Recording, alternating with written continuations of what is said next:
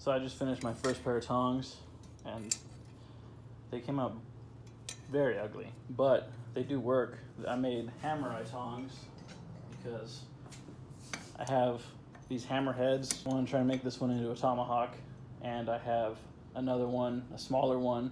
It was like a little 1 pound engineer hammer that I want to make into a hammer eye punch. But they're functional. I had no idea what I was doing. I just looked at what they looked like before and tried to imitate them. And I made the loop just go a little bit at first because I don't know why, but it turned into a real problem. I'm actually really, really happy with these. Thanks for watching, guys.